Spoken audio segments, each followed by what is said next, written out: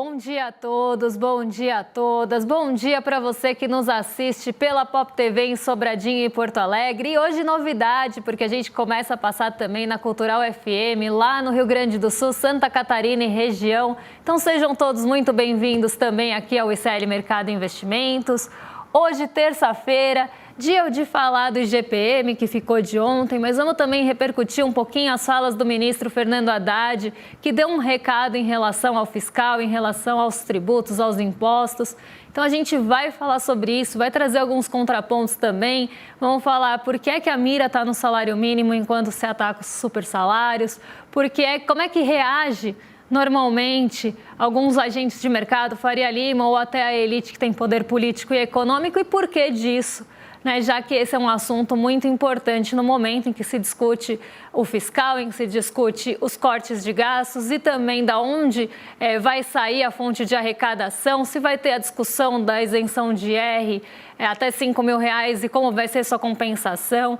A gente já viu que teve todo um conluio ali, um conchavo, o Ciro Nogueira em evento falando que vai tentar esticar essa compensação o quanto der. Então, assim, isso ficou muito claro na proposta dele alternativa. A gente vai falar sobre tudo isso porque é um assunto que precisa ser discutido e diz respeito a todos nós, e a gente está aí nadando contra a maré em um Congresso que está tentando boicotar tudo. Antes de entrar nesses assuntos, então, vamos dar uma olhadinha na nossa agenda, porque hoje ela está recheada de PMIs, índices dos gerentes de compras industrial de vários países. Esse índice já saiu na Alemanha, na zona do euro e no Reino Unido, bem cedinho. Em Portugal está tendo aquele fórum de Sintra, onde o vice-presidente do Banco Central Europeu já falou por lá. E depois um dirigente do Banco Central Europeu também falou bem cedinho nesse mesmo fórum. Então, hoje, várias pessoas, vários dirigentes, diretores, presidentes de Banco Central vão falar, ou de bancos centrais, vão falar nesse fórum que está acontecendo em Portugal. Mas vamos passar já para a próxima página, porque tem mais coisa vindo por aí. Na zona do euro saiu o CPI, Índice de Preços ao Consumidor e seu núcleo, só que ainda preliminar, não é a leitura final. Aqui no Brasil, às 8 horas da manhã, saiu o IPCS, aquele IPC semanal já conhecido nosso, e também o Índice de Confiança Empresarial da FGV, medição relativa a junho. No Brasil, aqui às 10 horas da manhã, se der tempo, a gente passa pelo PMI industrial, o índice dos gerentes de compras aqui do Brasil, mas eu acho que vai ficar para amanhã. Se der, a gente dá uma passadinha nos números que já está tudo montadinho para vocês. 10h30, um pouquinho antes da gente entrar aqui, os presidentes, e aí como eu falei, hoje fala Jerome Powell, Christine Lagarde, o Andrew Bailey, o Kazuo Ueda, todos eles, presidentes de Banco Central, presidente do FED, do Banco Central Europeu, do Reino Unido e do Japão, vão participar do Fórum de Sintra e vão falar ali nesse fórum. Então já começou e a partir de agora a gente tem esses pronunciamentos e essas participações em Portugal. E a gente acha que ainda tem mais uma paginazinha de agenda com o PMI industrial de junho nos Estados Unidos, a medição da S&P Global, lá também sai uma outra medição que é da ISM e sai o relatório JOLTS de abertura de vagas agora, às 11 horas lá nos Estados Unidos também. Então, uma agenda hoje mais concentrada em PMIs, que a atenção deve se voltar para essas falas de dirigentes, presidentes, diretores de Banco Central lá em Portugal. E o relatório JOLTS de vagas deve ficar também um pouco no radar. O mercado de trabalho nos Estados Unidos está tendo ali um olhar mais de perto. E além disso, aqui no Brasil, o cabo de guerra continua. Então a gente vai falar sobre isso. Só que antes de tudo isso, eu vou dar bom dia para o Diego, que já está lá na redação, para dar bom dia para vocês e também contar para a gente como é que fechou os nossos mercados ontem. Diego, bom dia, como é que você está? Bom dia, Débora, muito bom dia para toda a nossa audiência, muito bom dia para Liz Longo, para Gladys Garcia, para Janir Lúcia, para o Diego Bonar, meu xará, muito bom dia para Neraci Miranda, Maria Helena, enfim, muito bom dia para todo mundo. Prazer imenso estar aqui com vocês mais um dia. Vamos para o nosso fechamento? Pois bem, as ações da Petrobras dispararam no fim da tarde de ontem e empurraram o Ibovespa para cima. No final do dia, o nosso índice mostrava uma alta de 1,45% aos 138.854 pontos. Junho terminou no positivo com um avanço de 1,33%, sendo o quarto mês seguido de ganhos. No segundo trimestre, a alta foi de 6,18% e, no semestre, foi o melhor desempenho desde 2016, de 15,44%. O motivo desse impulso foi a forte entrada de capital estrangeiro, a maior em 3 anos, aliás. E o cenário global também deu uma força, ainda mais diante da trégua entre Israel e Irã e a expectativa sobre tarifas nos Estados Unidos. Aqui na nossa bolsa, os destaques positivos foram MRV, Magazine Luiza e Asus. Mas na outra ponta, nos destaques negativos, ficaram a Petz, a CSN e a Uzi Minas, fechando em queda, mas sem estragar o bom humor do dia. Já a moeda estadunidense fechou o dia em queda de 0,89%, cotado a R$ 5,43. Chegou, aliás, a bater R$ 5,42 durante a tarde, o menor valor de encerramento desde setembro do ano passado. Agora, no mês, registra queda acumulada de 4,99%. Foi a maior baixa desde janeiro. Débora, queria saber o que explica, todo esse bom humor do mercado nesse ano de 2025. Olha, esse bom humor que a gente está vendo acontecer e que fechou aí o semestre com maior valor atingido desde 2016, isso ali no fechamento, o trimestre muito bom, o dólar caindo bastante, é a entrada de recurso estrangeiro. Esse foi o maior impulso, maior condutor que a gente teve da Bolsa nesse primeiro semestre, porque, para quem lembra, a gente teve um último semestre muito ruim aqui na nossa renda variável, na nossa Bolsa de forma geral. O índice Ibovespa, o nosso Ibovespa, ele despencou no fim do ano. Todo aquele alarmismo, aquele pânico fiscal do fim do ano, depois do pacote do Fernando Haddad ser divulgado. Então, quando a gente tem aquele pacote de ajuste fiscal sendo divulgado, o mercado ele entrou ali em um modo de pressão e aposta contra o Brasil.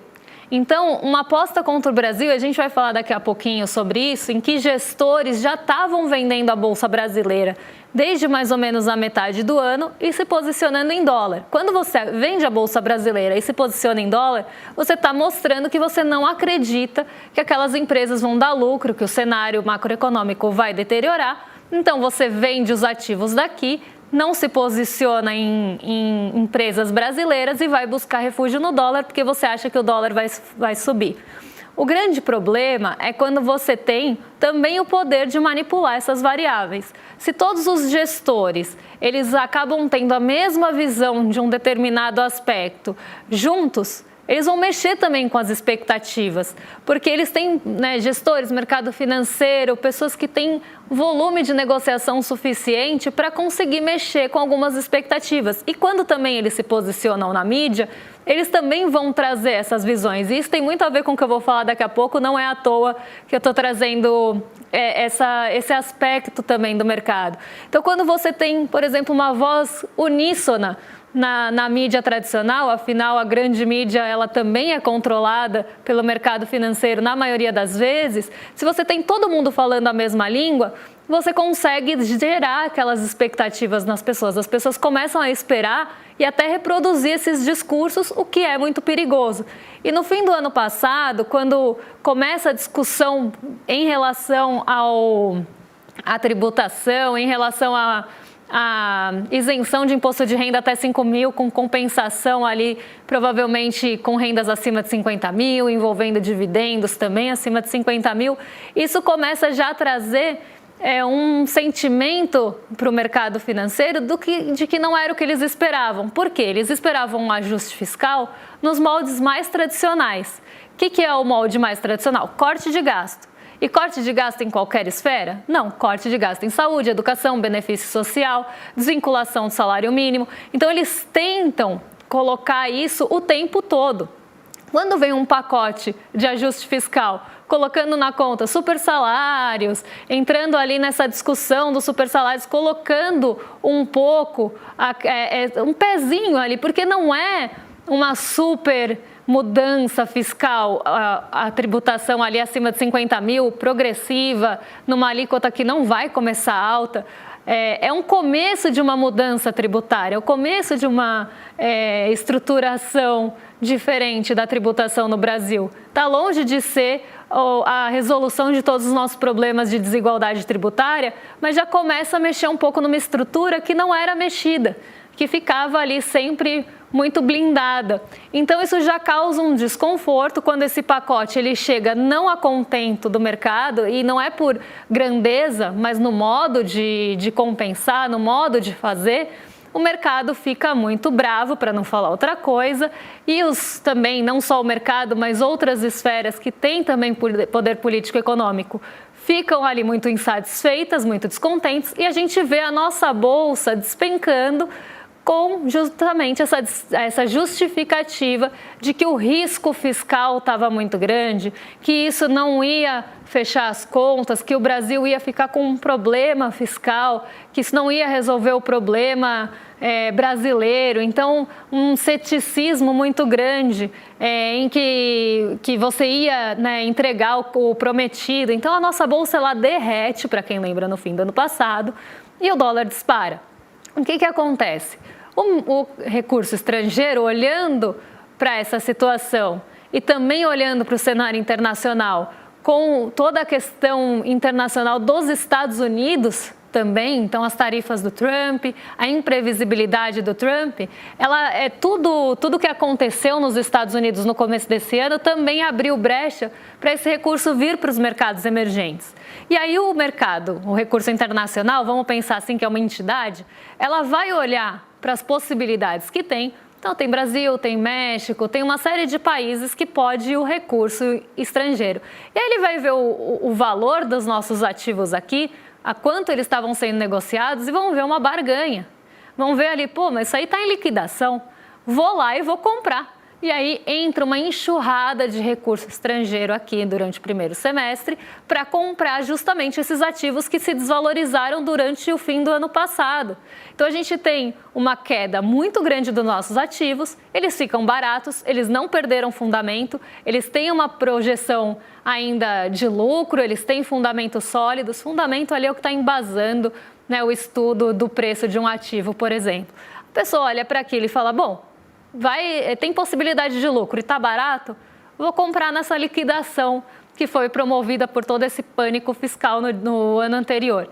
E aí entra recurso, enxurrada de recurso estrangeiro para comprar esses ativos, o preço dos ativos sobe e a nossa bolsa tem essa valorização bastante grande. E aí a gente tem também queda do dólar, porque entra dinheiro aqui, tem queda do dólar porque entra dinheiro para especular com essa Selic que está nas alturas também, e entra dinheiro também por exportações que a gente está tendo agora também com safra recorde. Isso tudo ajuda a derrubar o dólar. Então, você tem tudo isso acontecendo ao mesmo tempo, dólar cai, principalmente por esse movimento de entrada de recurso, e a Bolsa ajudou bastante nesse processo e ajudou justamente porque estava lá embaixo e entra todo esse mercado comprando agora. E aí eu já vou puxar o gancho para falar do nosso próximo assunto, que é justamente sobre essa disputa que está acontecendo dentro desse cenário, dessa atmosfera tributária, mas que é muito além disso. Esse cabo de guerra que a gente está vendo de impostos, de tributação, não é só sobre números, não é só sobre planilha, não é matemática puramente ali. Porque se a gente pensar, a questão fiscal ela é contábil no mais raso possível. Tem que fechar com as contas ali equilibradas. Isso é uma questão contábil.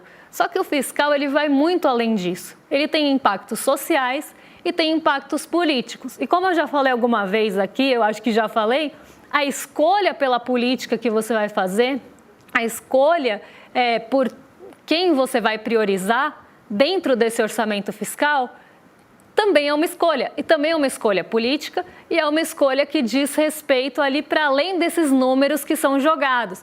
Então, as pessoas que querem usar isso como algum subterfúgio, como algum pano de fundo, vão falar, não, mas precisa fechar, porque é uma questão contábil, então tem que bater e tem que fechar no déficit zero. Isso dá um peso muito grande para isso e, ao mesmo tempo, você consegue com isso manipular para fazer escolhas e defesas de escolhas que não necessariamente vão favorecer a população. E aí eu vou trazer um trechinho um primeiro trechinho do Fernando Haddad falando, vou comentar e depois eu chamo o segundo trecho para vocês, para a gente ver o que ele falou e o que isso quer dizer. Nós vamos fechar todas as brechas que são criadas por jabutis, que no Brasil o jabuti é órfão de pai e mãe. Ninguém assume a paternidade de um jabuti. Ele aparece numa lei, em geral, para favorecer um grande empresário. Em geral, é para favorecer um grande empresário.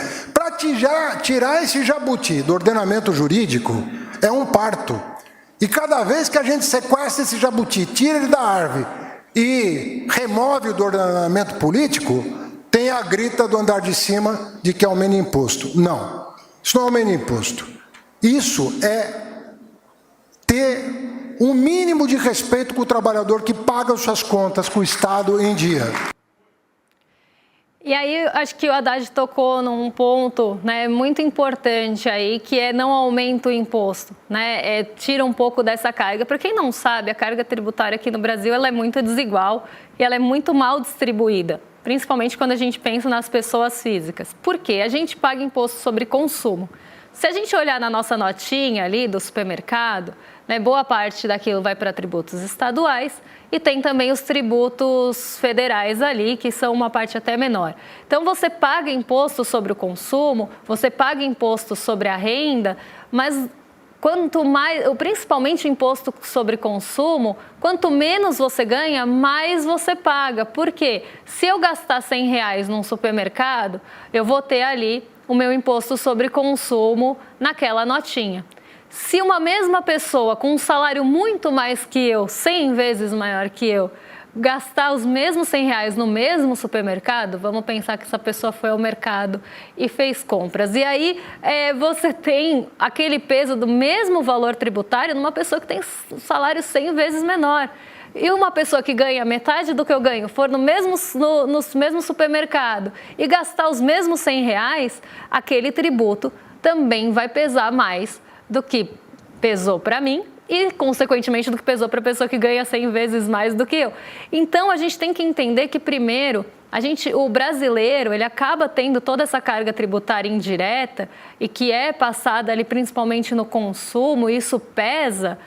Já tem toda essa carga. Além disso, tem o imposto sobre a renda, que é aquele que a gente declara no final lá para o leão, que também acaba pegando quem tem desconto na fonte, porque a pessoa que está ganhando milhões ali, ela está distribuindo dividendos, e esses dividendos são isentos, ela não contribui com nada nessa parte. Ela vai ganhar, vai ser tributada pelo que ela ganha como salário, mas o que ela distribui de dividendos, não. E aí o que acontece? O salário é pequenininho, os dividendos são grandões e a maior parte fica isenta de imposto e não é nenhuma ilegalidade. Isso é lei. Isso é uma lei que existe há 30 anos, desde 1995. E desde 1995, ou desde a Constituição Federal, a gente tem essa discussão tributária, porque na Constituição está lá que tinha que ser progressiva, que tinha que ser justa a tributação, e até hoje a gente não conseguiu tirar no papel, uma discussão de anos. E aí, em 1995, tem toda essa coisa da isenção dos dividendos e outras jabuticabas que tem ali, ou jabutis, como o Fernando Haddad falou, né, que acabam desonerando pessoas privilegiadas. O caso também emblemático, o juros sobre capital próprio, tem a isenção dos lucros e dividendos. Isso acaba privilegiando e blindando uma parcela da sociedade que tem poder político e econômico para defender esse privilégio. E a gente que não tem, acaba ficando com toda a tributação indireta, que pesa mais para a gente, com a tributação do imposto de renda da pessoa física. A gente sempre falhou em tentar tributar de uma forma mais justa, patrimônio, herança, enfim. A gente nunca teve essa discussão seriamente no Brasil para fazer uma coisa mais justa. E qualquer movimento que você faça para tentar mudar isso, mesmo que ainda muito pequeno, muito incipiente ainda, surgindo uma discussão para tentar pegar uma parcela desses dividendos que são isentos há 30 anos, já tem toda uma gritaria, né? Já tem toda... E aí foi o que aconteceu no ano passado, foi dedo no céu e gritaria, porque as pessoas venderam todos os seus ativos, céu aqui de vender, venderam todos os seus ativos, porque estavam desacreditando do Brasil, para tentar fazer gritaria, para tentar fazer pressão. Olha só, a gente está muito descontente, jogaram os juros futuros lá nas alturas. E a gente está aí, inclusive, colhendo frutos disso. Então, quem tem poder de gritar e fazer barulho, consegue manipular, inclusive para que pessoas que não vão ser beneficiadas com isso, continuem perpetuando isso, defendendo. O que a gente vê de gente defendendo nas redes sociais, milionário, bilionário, não é brincadeira. E aí tem uma segunda fala do Fernando Haddad que eu quero passar para vocês, também sobre esse assunto, e aí eu já vou mostrar uma coisa que vai deixar vocês um pouco boquiabertos, como eu fiquei quando li essa matéria. Se não for para mudar o Brasil para melhor, gente, nós estamos lutando pela dignidade do trabalhador, que paga as suas contas, que nem escolhe pagar porque é descontado na fonte pelo empregador. Então nós vamos continuar fazendo justiça social. Pode gritar, pode falar, vai chegar o momento de debater, mas nós temos que fazer justiça no Brasil. Nós não podemos nos intimidar na busca de justiça. Esse país é a 10ª maior economia do mundo. Está sempre entre as 10 maiores. Sobretudo quando o presidente Lula lidera o país, está sempre entre as 10 maiores. Sempre. Agora, a gente não tem o direito de esquecer que nós estamos entre as 10 piores no que diz respeito à distribuição de renda. E aí, quando se tenta, né, a gente está entre as 10 piores quando fala em relação à distribuição de renda, porque não tem só essa disputa no âmbito tributário ali de como vai arrecadar, mas também tem a disputa de como você vai distribuir isso, né? E aí a briga pela utilização do recurso também acontece. Porque enquanto a gente está entre as 10 piores distribuições de renda, tem gente falando aqui sobre o Bolsa Família ainda.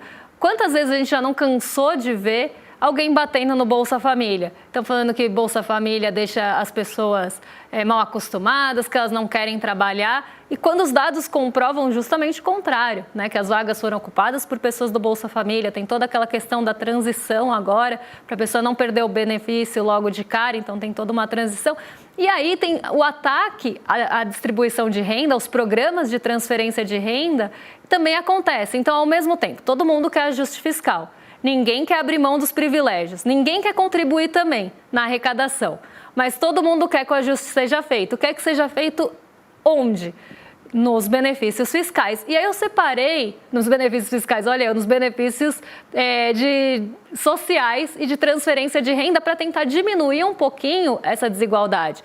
E a gente vê uma série de ataques ao salário mínimo, por exemplo, recentemente, e isso não é à toa. Essas pessoas, elas não estão sendo descongeladas, tipo Mariah Carey no Natal ou o Roberto Carlos no fim do ano, à toa.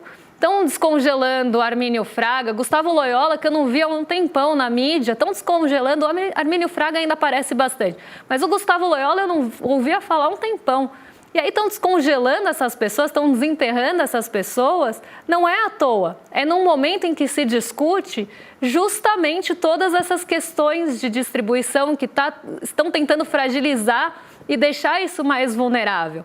Então, o que eu estou vendo de matéria sobre desvinculação do salário mínimo, e isso também a gente tem que pensar quem são os donos daquele veículo de mídia e por que é que estão falando em desvinculação do salário mínimo. Estou vendo vários ataques à Bolsa Família, como se fosse ali, né, uma fábrica de desempregados e que aquelas pessoas não trabalham porque elas não querem, elas não trabalham porque muitas vezes não tem condição de se inserir no mercado de trabalho. E que tipo de trabalho está sendo oferecido para ela no outra ponta? Para ela preferir ficar com benefício social se fosse isso.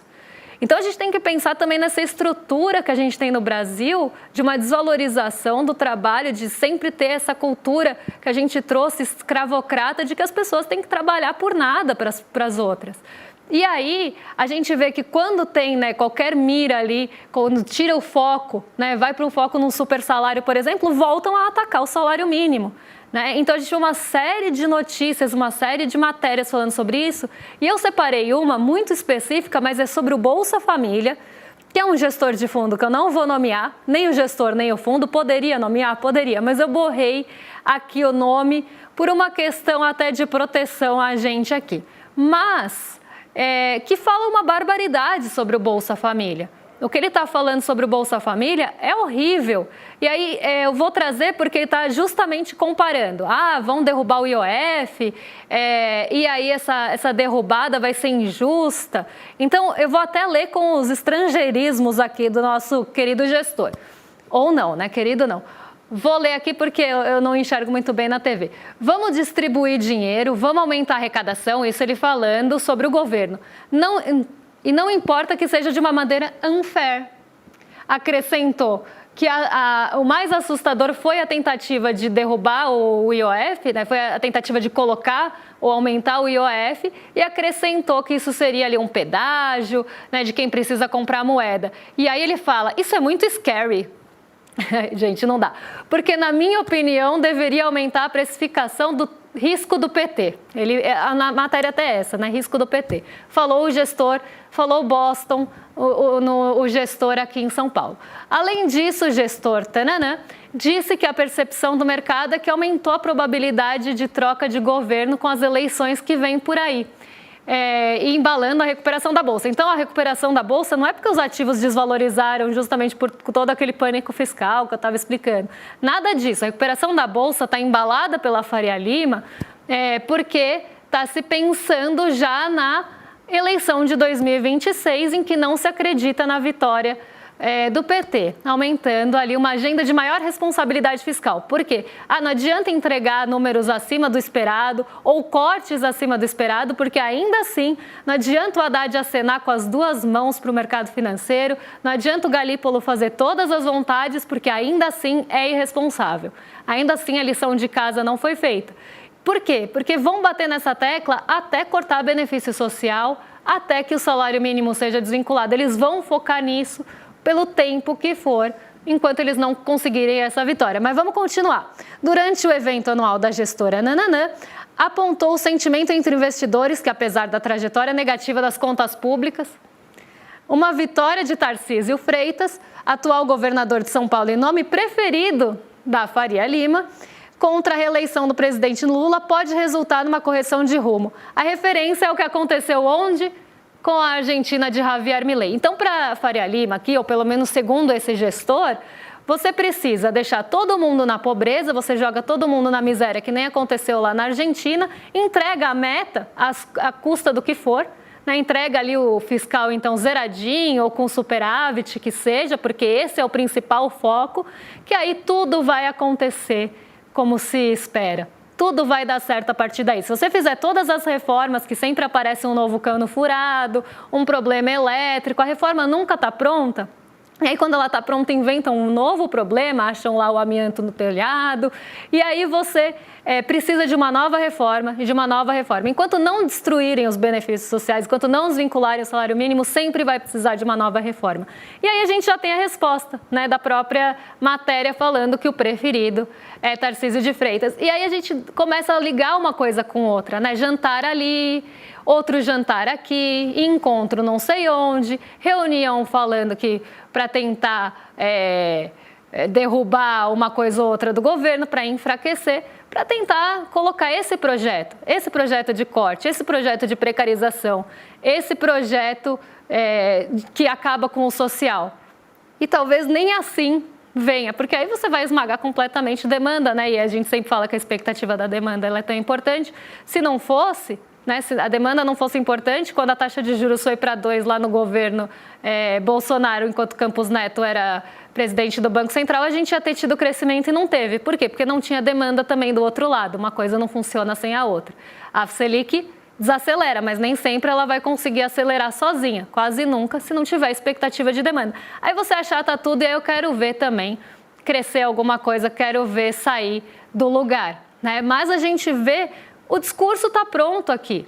E uma coisa não está desligada da outra. Se você enfraquecer, você consegue talvez ganhar essa disputa, que, como eu falei, não é de números, são escolhas políticas, e isso está muito na mira, também já pensando nas eleições do ano que vem. Agora eu vou dar um recadinho antes de entregar para o rolê aqui correndo, porque ainda dá tempo de assistir a nossa aula de domingo, que foi um sucesso, foi uma aula excelente, eu estava lá, a Edu estava lá, a gente respondeu dúvida, falamos sobre vários pontos importantes que você precisa saber para começar a investir, organização, reserva de emergência, a gente falou sobre um monte de assunto legal. Se não deu para assistir, estava vendo o jogo, né? Estava triste, enfim, está tendo Mundial de Clubes, encaixa aí no seu dia, porque ainda dá para assistir o replay da aula em edu1.com.br/reprise às 8 horas da noite hoje. Então, ainda dá tempo de garantir aí a sua presença nessa aula, não percam. E agora sim vou entregar para os nossos vizinhos de cima, para o Rolê ICL. O Guga Noblar e a Roberta Garcia já estão lá para receber vocês. Gente, toda vez eu vou falar que o William está lá, porque é força do hábito, mas o William está de férias. Então hoje, Roberta Garcia e Guga Noblar no Rolê ICL. E eu volto amanhã com os assuntos do dia. Quem sabe eu consigo pagar a promessa do IGPM, se não surgir um monte de outras coisas aí no meu caminho. Um beijão e até lá. Fala, turma! É o seguinte, quer mais uma chance para assistir a nossa aula que fez o maior sucesso de educação financeira? Teve gente que perdeu por diversos motivos, né? Até por ter esquecido simplesmente e está querendo assistir. Então a gente vai liberar um link aqui para você poder assistir a aula e aproveitar tudo que ela trouxe de bom para as pessoas que estavam lá. Realmente, é uma hora para mudar completamente a sua visão sobre o mundo das finanças e dos investimentos. E no final da aula também uma chance de você se juntar a mais de 70 mil pessoas que fazem parte da nossa comunidade, que todos os dias acompanham os mercados e tem toda essa nossa ajuda, esse nosso suporte para reequilibrar a sua vida financeira, tá bom? Boa aula para vocês! O ICL está em todo lugar, na palma da sua mão, na TV da sua casa e até nos seus ouvidos. Para ir além da manchete e mergulhar com apuração e contexto de verdade, acesse iclnoticias.com.br. Siga o ICL, compartilha e vem com a gente. Informação para quem pensa.